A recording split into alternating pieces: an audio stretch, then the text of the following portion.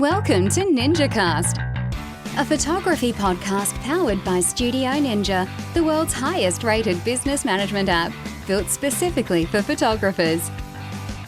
Listen and learn as the most successful photographers on the planet share their knowledge to help you transform every element of your photography business. Here's your host, Sally Shaw. Hi guys, welcome to NinjaCast. Today I'm joined by Lauren Chambers, a photographer based out of Northern Ireland. Now today Lauren's going to be talking to us about her business and how it was born out of a love for photographing her children.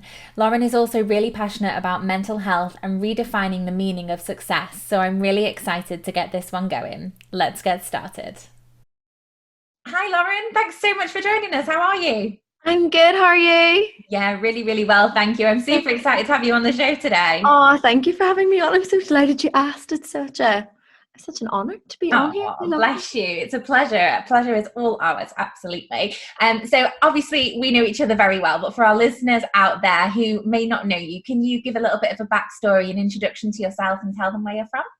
Yes, so I'm Lauren. I am from the north coast of Northern Ireland, so the Causeway coast, famous Giant's Causeway, all of that. I'm very lucky to live actually in the most picturesque, beautiful place ever. So my business is called Lit Photography. People think it's me being really clever, but it's actually Lauren, Isla, Tyler after my two kids. So Tyler's 9 and Isla's 5. I got into photography only 4 years ago, and it's funny because everything keeps popping up on my Facebook memories at the minute from when I started. And I had just had my daughter and I was suffering postnatal depression, and I bought myself a camera. I'd always loved photography, but I bought myself a camera, and I'll never forget saying to my now husband, imagine I was good at this. So I started photographing the kids, and the camera became like a way for me to get out of the house. It just literally became like a shield. I suffered really badly with like social anxiety, and I literally was terrified to leave my house, so the camera became my armor as such. And so I photographed my kids, and my son, he has autism, so I photographed him very naturally, like he's never one for posing, and I suppose it's all built in very much to my career now. And people started asking me to take photos of their families, and then a girl I went to school with said, will you photograph my wedding for me? And I had literally had this camera like 5 months. And I said, not a chance. I will never do weddings ever. I'm never going to do them. It's far too much pressure.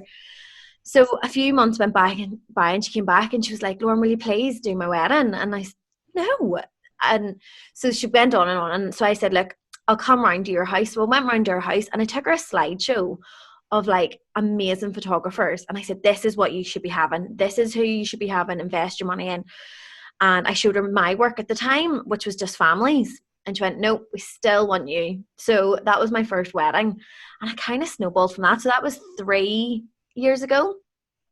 I was working then in politics at the time, and a year later I left that job and went full-time. So I've been full-time now just over 2 years.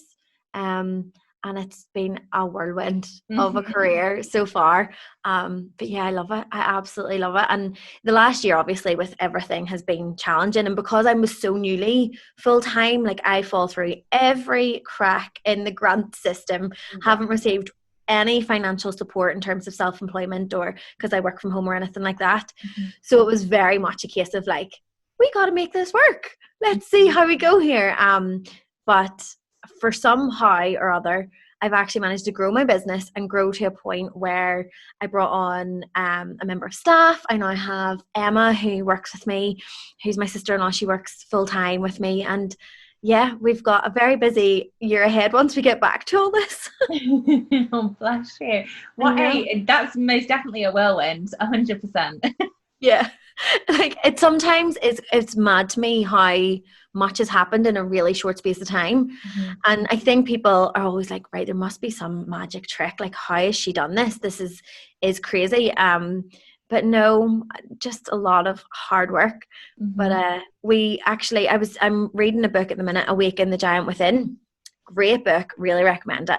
And one of the exercises is like, rate yourself 5 years ago on things like financial security, mental health, mindfulness, attractiveness, relationships, all of these things, like your career. And back then, 5 years ago, I was a stay-at-home mum, on benefits with my kids, really unhappy, like chronically depressed, to now. And it's like, it's two different people, and all because of I bought a camera. That's amazing. So, I mean, especially coming from, the place where you've told us about, you used to suffer quite chronically with depression and things like that, and anxiety. Why weddings? Like, surely that's for somebody that's starting out and is so apprehensive and is worried about social situations, a wedding is like polar opposite of that, isn't it? Massive. And it's been one of the biggest things that I've had to overcome in the last few years. Like I said, my camera became my shield, and from the very get-go, I always see it as like, as soon as I have my camera in my hand, I'm not me, I'm a different level of me. And it was funny because I actually went to a workshop last year, and I was so stressed and so like, I felt physically sick, and I could barely speak for a full day until we did a shoot. And as soon as I started shooting, then all of a sudden, like, I came into my own, and everybody said it was like, it was a different person came. But for me, weddings, I realized at the time, and having suffered depression and mental health being such a big thing, I'm an empath. Like, I feel hard. I feel all the feels. I feel every emotion going. So it makes me really good at my job. Like, it makes me, on a wedding day, I cry at most weddings. I really empathize. I empathize with everybody, and I really value family. And for me, those moments, like, I could actually cry. Those moments are so precious on a wedding day that it is the ultimate honor, and it's the ultimate joy, and it's a one-shot thing. And yes, that pressure, and that is one thing that I've had to very much battle and work on. But as a result of working on that, I'm such a better person. So weddings have given me the same way I give to weddings. It's a really weird thing, but I love them. Don't get me wrong, I get the fear.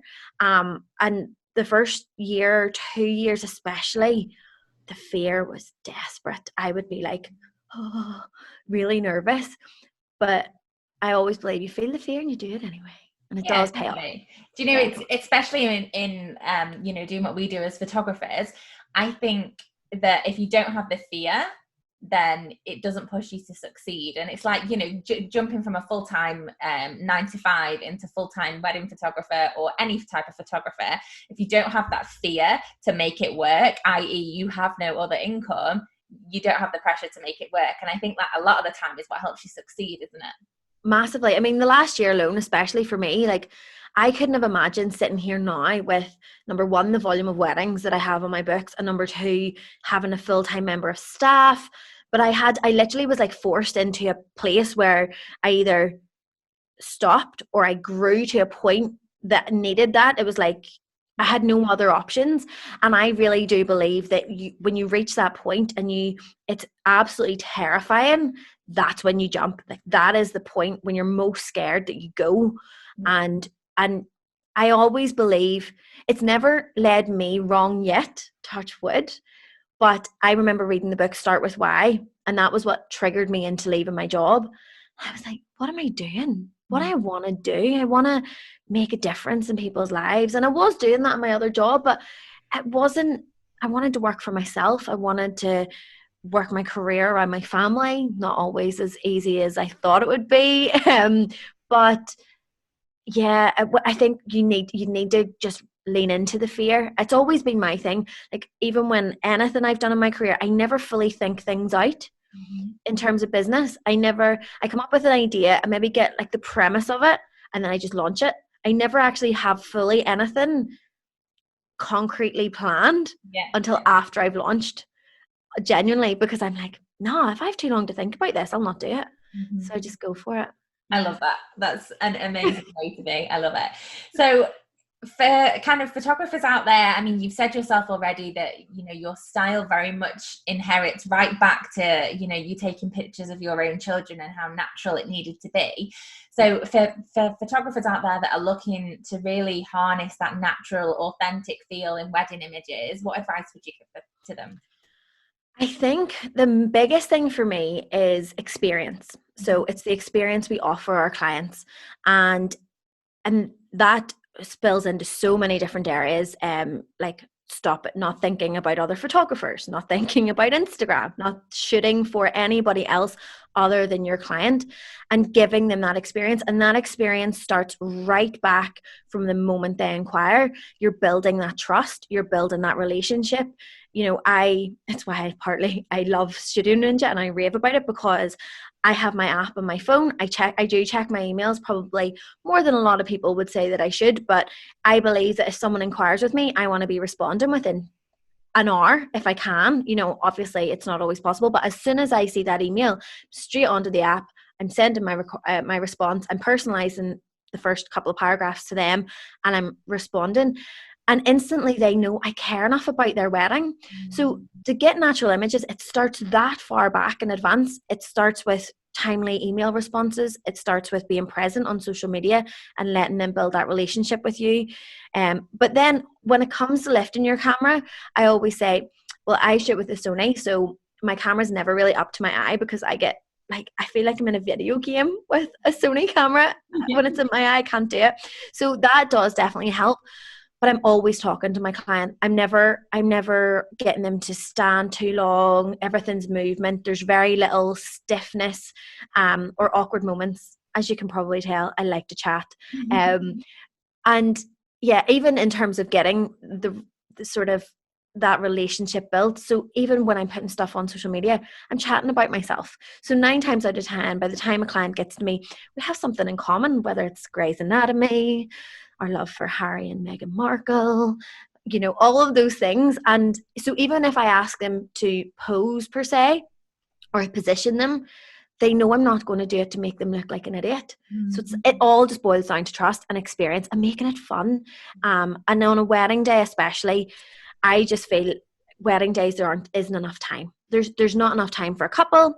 And obviously I'm recently married myself, so I kind of got even more of an insight into that recently. So I don't want to be wasting one moment of that couple's time. So I just keep it going, flowing, quick. I'm practicing with my camera at home, so I know my camera inside out, and I just shoot.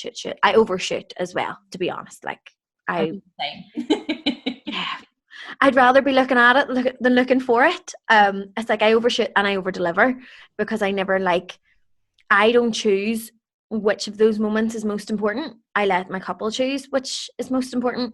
So like, I know there'd be some photographers look at one of my galleries and go, how many photos did she deliver? Seriously?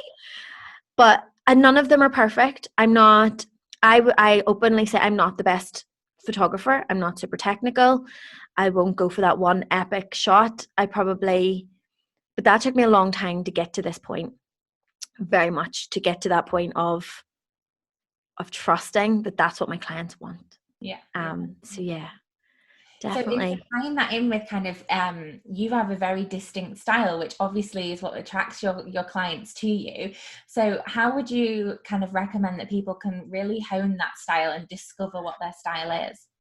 Well, do you know, you have to experiment. Like I went through a stage of every other photo I took had a prism and it was reflections and all that. And I had a full season of actually trying to be super artsy and I really value that and I really admire it and I loved it and I loved looking at it.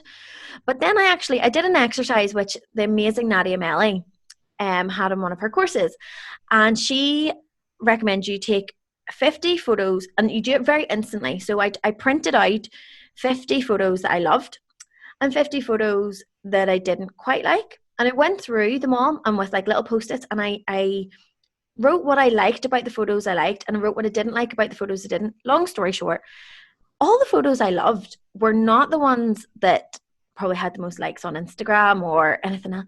They were the ones that had that natural connection. And as soon as I realized that, it took the pressure off. I was like, that's what I love. I love connection. I don't care much really for any of that stuff. It's not me. So shooting really what you love and then shooting for your client, I think is the best way, is is finding the right clients that will value what you value. And once they value what you value, then it's an easy fit. You're not worrying, takes the stress out, and you can really shoot what you're really good at. But I definitely think doing that exercise, go through your photos, and I mean full galleries, like not just the stuff you have on your Instagram.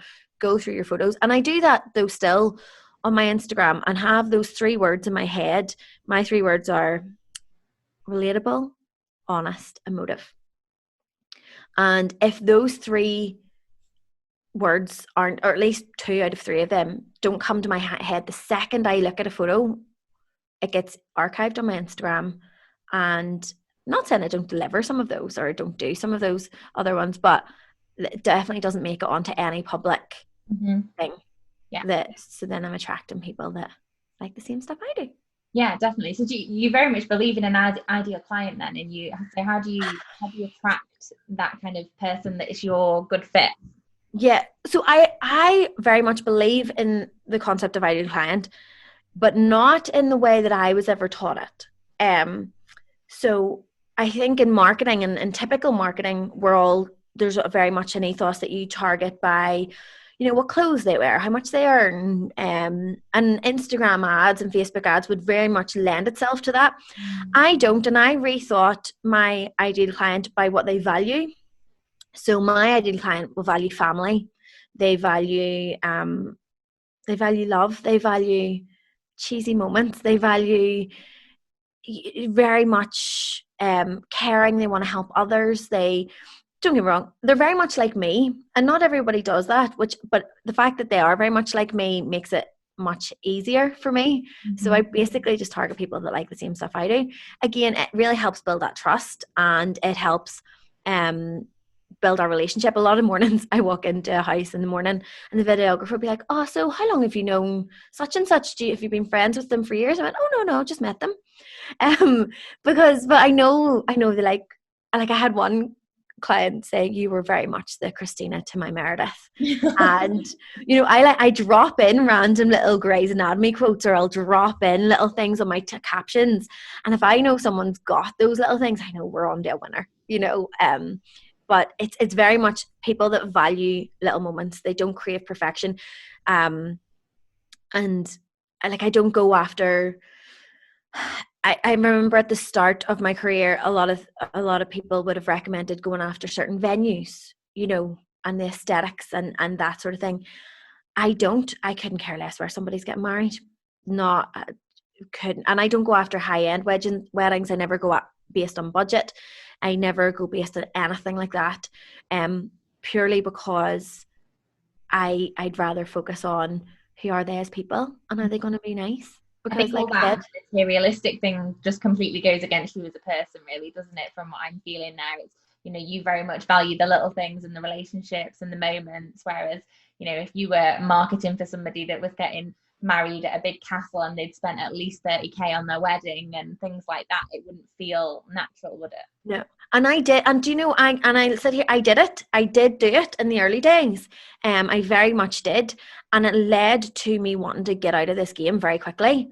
I remember my first year, I was for giving it all up. I did not want to ever shoot a wedding again, and I had a run of really difficult experiences, which led to me coming home and crying. My brother was second shooting on a wedding once, and he said, get in the car, Lauren, no one should have to take that. And we all face that as photographers at times, and no matter what you do, no matter what way you market, no matter who your ideal client is, you're always going to get an experience like that. And it does definitely build you up, and it helps you set your boundaries better and all of those things. But it happened a lot. It happened time after time after time, and then I started to question. I went, what am I doing wrong? And the thing was, I was completely marketing wrong, and I was marketing based on those things, based on venues, based on budgets, so I had to do it to see that it wasn't right as well. But yeah, it did not work for me in the slightest. I remember coming home from my very first wedding, and I walked back through the door, and my partner was like, so how did it go? And I was like, I am never doing that again if my life depends on it. Never, ever, ever again. And what did you do? And what did I do? Yeah. I think it was just I think at the time it was just the overwhelming, the pressure, the long hours. I think I'd driven like 2 hours either side of the wedding to get to the wedding. It was just like a whole big like experience. Yeah. That I'd never, I'd been to loads of weddings, but never in the professional capacity. And I remember coming back and thinking, never again. You could not pay me enough money to make me do that ever again. And now here I am, shooting kind of 40 a year. So it's amazing that you can go from that transformation. And I think that's quite a lot of photographers that you speak to will have that experience where they start out and they think, it's not for me. Yeah, absolutely. It's a culture shock in a way, isn't it? You can never prepare yourself. You really can't. And and even I know a lot of new photographers will go, oh, I want a second shoot to get a feel of a wedding.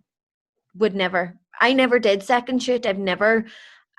I think I've second shot once now. Only last year I second shot an elopement. It was more just fun. I was really just hanging out. But you can never experience fully that pressure and that constant need to be on. Mm-hmm. You have got to be on, and you're getting it from all angles, and you've got that it's the mental drain of that, and that just takes a lot of resilience. 100%, and you're thinking 10 steps ahead whilst also dealing with people who are experiencing the most high pressure day that, let's be honest, in a wedding every emotion gets heightened by times 100. Mm-hmm. And we're the brunt of that. And I think, and I know not every photographer, a lot of photographers might just blend in the background. I'm not one of those. I don't ever oversteer or dominate a wedding, but like I said, I'm their person, and I very much make myself their person. If you need something, I've been known to go to a venue and say, why is that not where she thought it was going to be? If there's issues going on, I try to help fix it. And people would go, well, that's not your job. But I always say, if they have a really amazing wedding day, then their photos are going to be better. If she's stressed about chair covers, well, then she's not going to come and relax for her portraits. Mm-hmm. So it is my job. But that comes with so much pressure. And I remember the first while, especially, I'd come home and go, well, nothing went to plan on that wedding day. These photos are awful. And I would directly reflect my work, and as if it was a reflection of, so if the wedding didn't go right, then my work, I would feel, wasn't right. Mm-hmm. And that took a lot of experience and mental sort of preparation to go, you can only do what you can do. You can only photograph what is in front of you. You can help, but there's only so much you can do. It's not your fault. And that I don't know about you, but I constantly have to have little chats in my head to myself. And like, my coach is very good. So I have the last year especially, I've been full-time with a coach / therapist. Not that I was ill again or anything, but I just knew I needed it. Before that, I'd had a coach that first year, because at one point during the first year, I'd had a crazy amount of weddings in a very short amount of time, and I'd had these really bad experiences back to back. And one morning I just couldn't get up. I could not get dressed to go to that wedding. I physically couldn't do it. And my friend, actually, bless her, had to talk me through getting dressed and getting out the door. And she's like, have you got your cameras? And had to stay on the phone with me the whole time. So I went to a coach, and we really worked on some affirmations. And the most important thing she ever said to me was, trust your eyes. They haven't booked you for your camera. They haven't booked you for anything else. They've trusted your eyes, and your eyes will carry you through the rest. And that was a game changer for me. Mm-hmm. I have to trust our eyes.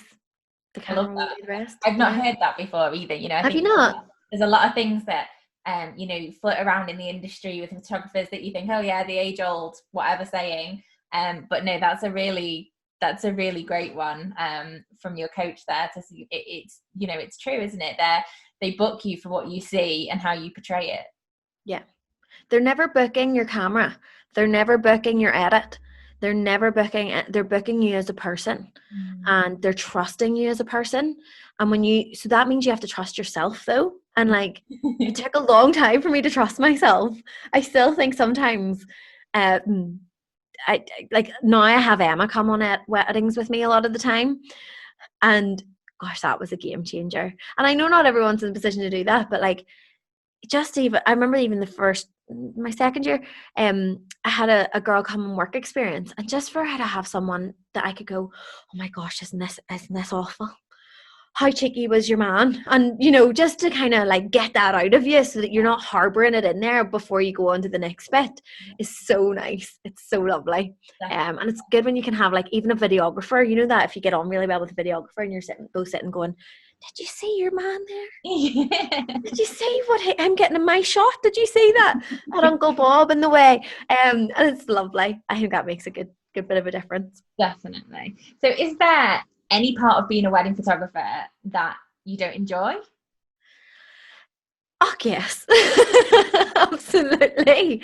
I think that's probably the biggest one is on a wedding when you have, it's never the bride and groom or the grooms or the brides, it's the other people. We all know, you know what I'm saying, the other people that are like, oh, her with her camera, or you get that every so often you get like one bridesmaid, or it's that sort of dealing with people that are really difficult, and you're just trying to do your job. And I remember having one wedding where the mother of a groom basically was so nasty, and no one in any job would ever else have to take what I took that day. And all I asked her to come out after dinner to grab a photo because she'd missed photos before the ceremony, and I knew she'd want a photo of her and her son.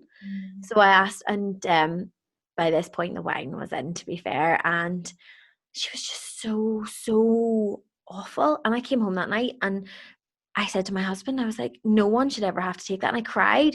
And I actually then said to my coach, I went, where did I go wrong? Because I would very much blame myself. I was like, why am I not establishing myself that people think they can talk to me like this? So that's the only thing, is when you have that. And like I said, a wedding is heightened emotion. So that is not a reflection of her as a person. It was a reflection of, a bit of wine.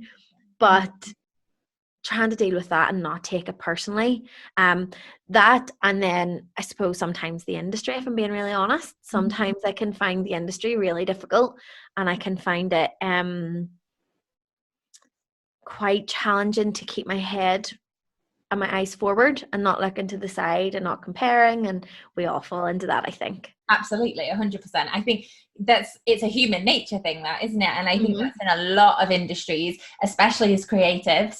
There's always that pressure of comparison, and you're always thinking, well, how are they getting all those weddings, or how are they getting that award, or why are they all over social media and they've got more likes than my photos have, and it's everywhere.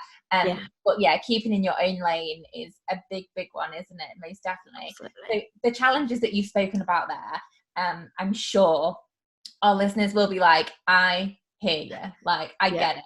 So how would you say to them to overcome those?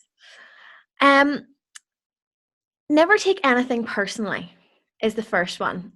It's, again, I've read a lot of books over this last lockdown. There's a great book, it's very spiritual, called The 4 Agreements, and it's very much like a mindset book and about rules to live by. And there's 4, but one of them is don't take anything personally, and remember that what people say or do, that's a reflection of them and their lives and how they feel about themselves. It is not a reflection of you or who you are. So whether, and even the likes of our industry, if you're feeling jealous, or you're feeling a bit, those feelings of bitterness or sometimes resentfulness, which I think come up in us all. Number 1, know that they come up in us all. Number 2, to remember that Instagram is a highlight reel, and that what you don't see is whether someone's winning an award or they're sitting there with their diaries full. What have they had to do and sacrifice to get there? Do you know what I mean? And I think it's trying to remember that. Also, to be honest, I unfollowed and muted a lot of people in the industry. I very rarely will go on to other people's Instagram feeds. I'll go on every so often, but never before a wedding or never after a wedding. And I very much believe in community over competition as well. I've got some great friends in the industry, and I love other photographers. I love being in that network, but I try not to look at their work. And I say that because they're different to me. So I always chat and we always share experiences, but I try never to compare our works, because I will always look at theirs and think that theirs is so much better than mine. I'll never sit and go, oh, mine is the best. But there'll always be someone out there looking at yours thinking hers is so much better than mine. 100%. And it's that ever evolving wheel. And to be fair, if we weren't always trying to be better, we'd never move forward. So the second that you are looking and going, oh, I'm so much better than somebody else, then you're kind of onto a bit of a dodgy spiral. Because you're getting too cocky, and that's when you'll be brought down a peg or two. But as well, if you focus on your client, it becomes much easier. Once I stop thinking about Instagram or shooting for awards or shooting for likes and for the industry, my work actually got so much better. It became free, and focusing on yourself is huge. But I could honestly chat about self-development all day, because I am so passionate about it. I think if you focus on the person you are in here and in your soul, everything naturally will improve as a result of that. And I mean, the impact it's had financially, mentally, by just focusing on me and loving myself enough, then it flows from my work, it flows in my relationships and everything. So yeah.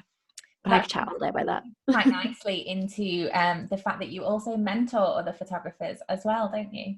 I do, and I love it. I really love it. I love seeing people come in, and they come in and ask. So my mentoring is all very bespoke. And I'll look at clients and it's not just for photographers, because everything I teach very much applies to anyone. A lot to do with the wedding industry, but it could work for anyone, because I believe every bit of success, and I use that word with air quotes, comes from within, and everybody's definition of success is different. So I'll look at their business, but I'll look at them personally and see, and it's always something very similar. It always comes back to confidence, it comes back to self-belief, and it comes back to mindset. The technicals of taking photographs and editing photographs, that's all something that we can all learn really easy. It's the stuff in our hearts and in our heads that is harder to change. So yeah, I love working with clients. I'm really seeing their blocks, and their blocks are normally in their heart or their head. I'm trying to just get that out and focus, whether it's money blocks, which I'm still working through. That a lot is down to fear of being judged, whether it's from in the industry or from friends or family, or, let's be honest, when you say someone, I'm going to be a wedding photographer, to us it's so normal now because we're in the industry. But at the time, I'll never forget, I'm from a very small town. Oh, the judgment was very real. Who does she think she is with her camera? How much did they cost? Who does she, all this? And everybody knew your business. It was crazy. So even overcoming things like that small town mentality, huge. Absolutely. I think there's always, especially, with kind of last year and things, with how things unraveled, there was a lot of quotes and things being thrown around from people about, get a proper job, and the government, there was this test online, wasn't there, where we could go on and they could advise you what a proper job would be in replacement. And I think there's always that stigma, there's always that battle, and there's the big hashtag thrown around at the moment about what about weddings, and it's there's so much focus in there about actually what proportion weddings bring in and our industry brings in to the country as a whole, to the government as an income as a whole, and it's massive, isn't it? It's huge. And our skill set is so much more as well than we're creatives, but we have got to be business people, and we have got to be, and our time has a value. And I think the last year's really highlighted this to me and helped me actually establish the value to my time. And I mean, I'm not talking about the time I spend shooting. I'm not talking about the time I spend editing. I'm talking about the time I spend emailing people back and forward, inputting their notes into Studio Ninja, rearranging their dates, planning my life 2 years in advance, the value I add in helping plan their wedding. Like, we do become planners. We have knowledge and expertise that has a value. And one of my biggest shifts in mindset was when I started valuing every minute of my time that I wasn't with my children and that I was working. And when you start to break that down, we are extremely good value for money, but our expertise and our skill set is so wide ranging. We could all walk into another job tomorrow if we wanted, and we'd be the best qualified because we're self-employed. We run our own businesses. We do accounts. We do website design. We do graphic design. We do it all. And I think when we start to value ourselves in that, and I know with the What About Weddings thing, I'm really passionate about it at the moment because obviously we're facing all these postponements and cancellations, and there's really difficult conversations being had with clients. And like I said, I got married in lockdown. So I've been on both sides of this the last year. So I very much am not taken away of what it's like to be as a couple. And I think we all have to act fairly. But at the same time, we also have to value ourselves and our businesses. And I think that's one thing I see sometimes we go wrong, in that we forget that we're not only creatives, we are business people, we are running a business. And if you don't value the business side enough, you can never keep doing this. And again, another coach said to me, she went, "Do you love what you do?" I said, "I absolutely love." And she went, "Well, do you want to keep doing it? Because if you don't sort this business side out, establish your boundaries, value every moment of your time, you won't be able to keep doing it." And when I changed that mindset, all of a sudden things went so much better. So I think especially going forward, we need to keep remembering that. We need to keep remembering that our jobs are valuable, our skills are valuable, we are valuable, and we need to remember that going forward, especially in this awful time. Absolutely, most definitely. So if you could start your career all over again, Lauren, is there anything you'd do differently? I definitely think more carefully about what I listen to, and I trust myself more. I think, okay, I want this to come across the way I mean it in my head, but community over competition is really, really important. Yeah. But you should never sacrifice yourself for the community. And I mean that in the sense that sometimes we long to be accepted, like we all do in society. And I think when you're new into the industry, you just want to be accepted by the big dogs and the established photographers. And so we kind of bend over backwards. And I know I did. I bent over backwards, and I spent a lot of money, and I bought the cameras based on what somebody else was saying. And I do think we have got to invest, number one, in education. I think we have to invest in, no one's going to hand you anything for free, but similarly, really look at who you're listening to, look at whose opinion and whose business, you're modeling yourself on. Do their values align with yours? And I know that's where I went wrong in the early days, and that's what led me to that period of just being so unhappy, because yes, I could get the bookings and I could get the big paying clients, but I wasn't aligned with my values. So I think it's that if I could do anything, I would just not waste as much time being so unhappy, and really assess where I was investing my time, my education a little bit. But again, everything's a lesson. So I wouldn't be here if I didn't do all those things. So I wouldn't change it really. But yeah. And if you could add one final piece of advice, something that's made a difference in your personal life or your business life, what would that piece of advice be? Invest in yourself. Invest in growing yourself and growing your mind, and very much that self-love belief, having confidence in yourself. The rest will genuinely flow. I know that sounds hippy-dippy.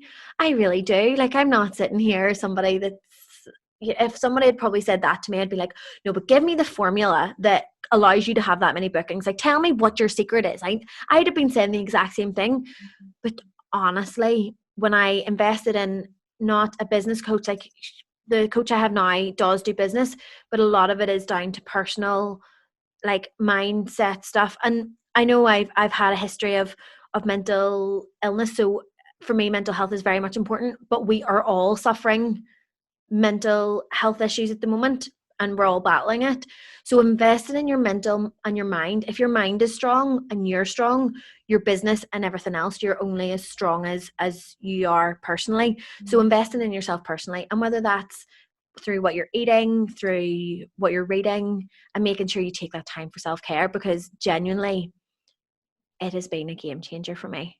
Honestly, my business in the last year has managed to actually double by some miracle, and that's a lot to that. But and yeah, value your time and invest in things that make your time much more efficient. So yeah, I love that. Amazing. If our listeners would like to find out a little bit more about you, Lauren, or even get in touch themselves, how can they do that? Well, I'm always on Instagram quite a lot, the way I'm trying to manage that, at Lit Photography NI, or www.litphotographyni.com. Don't forget the NI, because Lit Photography was already gone by the time it started. But yeah, reach out to me, email me anytime, and like I said, I do the online mentoring now, but drop me a DM. I'm an open book very much, and you can also sign up to my mailing list on there as well, which I try to send out little tokens of my wisdom. Amazing. Every so often. Love it. Fantastic. I have absolutely loved this one, Lauren. Thank you so much for joining us. It's been a pleasure, and I know that our listeners will have taken a ton from you today, so thank you so much. Oh, thank you so much for having me. It's a pleasure. Care. I will catch you very, very soon, hopefully. See you soon. See you later. Bye. Okay guys, that's everything from me today. Thanks again to Lauren for joining us on the show. I absolutely loved having her. For the show notes, you can head to www.studioninja.co/episode 24. Please don't forget to rate us on the podcast platform that you're listening on. A little bit of love goes a very long way. I'll see you next time. Thanks for listening to this episode of NinjaCast, brought to you by Studio Ninja. Beautifully designed and super easy to use, Studio Ninja will help you manage your leads, clients, shoots, invoices, contracts, workflows, and so much more. To learn more or start your 30-day free trial, go to www.studioninja.co.